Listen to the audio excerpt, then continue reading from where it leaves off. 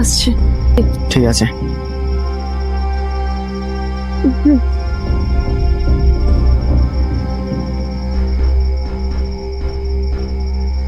বা রাহুল, তো এই ছিল তোমার ইম্পর্টেন্ট কাজ? হ্যাঁ, ছি ছি ছি ছি, আমি ভাবতেই পারছি না যে তুমি এত নীচ একটা মানুষ।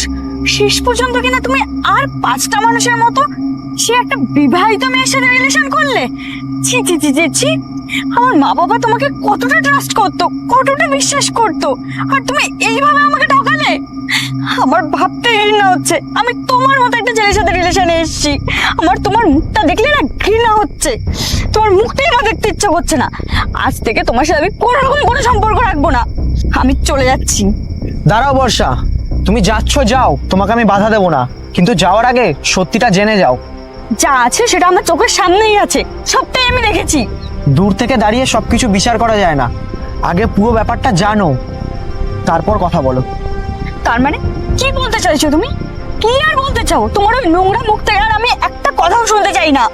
শুনতে তো তোমাকে হবেই, কারণ আজ যেই মেয়েটা দাঁড়িয়ে ছিল না, যেই মেয়েটাকে নিয়ে তুমি এই কথাগুলো বললে না আমাকে, সেই মেয়েটা আর কেউ না, আমার নিজের ছোট বোন হয়। বাহ, এখন বোন বানিয়ে দিলে? হ্যাঁ, আচ্ছা যদি ও তোমার বোনই হয় তাহলে তুমি ওকে লুকিয়ে কেন টাকাটা দিতে গেলে? তুমি তো এটা আমাকে জানিয়েও করতে পারতে, তাই না? কারণ আমি চাই না যে আমার বোন কারোর কাছে ছোট হোক, আমি চাই আমার বোন সবার কাছে মাথা উঁচু করে বেঁচে থাকুক। আর তোমাকে কেন বলবো? আমি আমাদের পার্সোনাল ম্যাটার তোমার সাথে কেন শেয়ার করব? শোনো, তোমার সাথে আমার শুধু একটা সম্পর্ক হয়েছে, আমাদের বিয়ে হয়ে যায়নি।